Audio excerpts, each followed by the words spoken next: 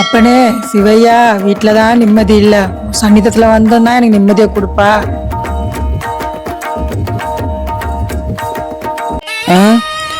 Super கடவுளே, ரொம்ப தேங்க்ஸ்ப்பா. கஷ்டப்பட்டு கெட்ட போட்டுன்னு வந்ததுக்கு இப்போ ஒரு ஃபோனு கிடைக்க போகுது கடவுளே. இதே மாதிரி நிறைய ஃபோன் எனக்கு ரெடி பண்ணி கொடு கடவுளே. அப்பனே சிவனே, நான் செஞ்ச பாவத்தெல்லாம் மன்னிச்சுட்டு என்னை காப்பாத்து சாமி. பாகத்துக்கு இந்திரா மாதிரி இருக்குது. கடவுளே, விநாயகா, முருகா, நல்ல நாள் அதுவுமா இதே மாதிரி 4 நல்ல பொருளை கண்ணில் காட்டுப்பா. அசராம பதறாம அப்படியே அந்த பொருளை எடுத்து பள்ளத்தாக்கல பதிக்காச்சிடாயப்பா. அப்பா நல்ல வேலை பார்க்கல. கோவிந்தா கோவிந்தா. யாரா இவன் சிவன் கோயில வந்து கோவிந்தா போறது?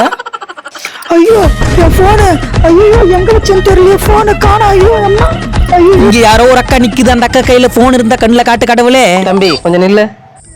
என்னக்கா? ஏன்பா தம்பி, வெளியூருக்கு செய்யற பாவத்தை போக்கத்தான் கோயிலுக்கே வரும். ஆனா நீ கோயிலே வந்து பாவத்தை செய்யறியே, இந்த பாவத்தை எங்கத்தான் போய் கழுவ போற?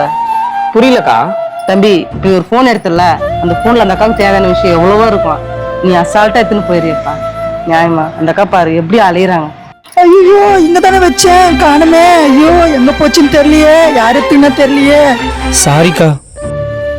அக்கா இந்த போன் உங்களுதா பாருங்க. தம்பி இது என் போன் தான்ப்பா, கடவுள் போல வந்து கொடுத்தப்பா, ரொம்ப நன்றிப்பா. என் லைஃபே இதுலதான்ப்பா இருக்குது. நல்லா இருக்கணும் தம்பி நீ.